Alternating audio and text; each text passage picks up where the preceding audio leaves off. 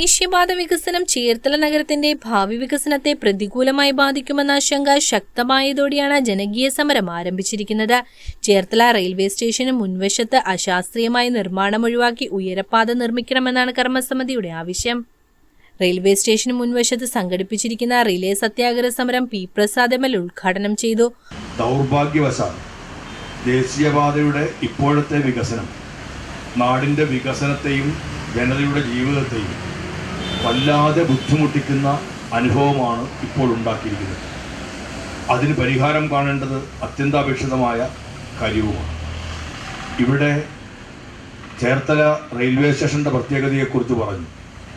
ഇപ്പോൾ ദേശീയപാത ഓരത്ത് ഇത്തരത്തിലൊരു റെയിൽവേ സ്റ്റേഷൻ വേറെ എവിടെയുമില്ല.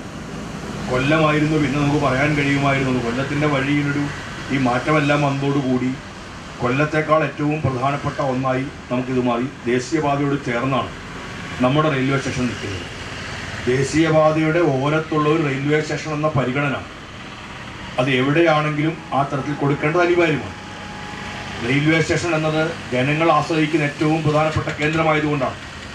റെയിൽവേ സ്റ്റേഷൻ എന്നത് ഓരോ ദിവസവും ആയിരക്കണക്കായ ആളുകൾ ആശ്രയിക്കുന്ന ഒരു മേഖലയാണ്, അല്ലെങ്കിൽ ഇടമാണ് എന്നുള്ളതുകൊണ്ട് അവിടേക്ക് ആളുകൾക്ക് എത്തിച്ചേരുന്നതിന് കൂടുതൽ സൗകര്യം ഇതിൻ്റെ ഭാഗമായി ഒരുങ്ങേണ്ടതാണ്.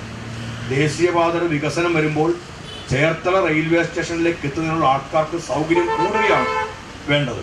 ദൗർഭാഗ്യവശാൽ ദേശീയപാത ഇവിടെ ഈ നിലയിലാണ് പൂർത്തിയാവുന്നത് എങ്കിൽ നമ്മുടെ റെയിൽവേ സ്റ്റേഷൻ അങ്ങേയറ്റം ബുദ്ധിമുട്ടേറുന്ന ഒരിടമായി മാറും.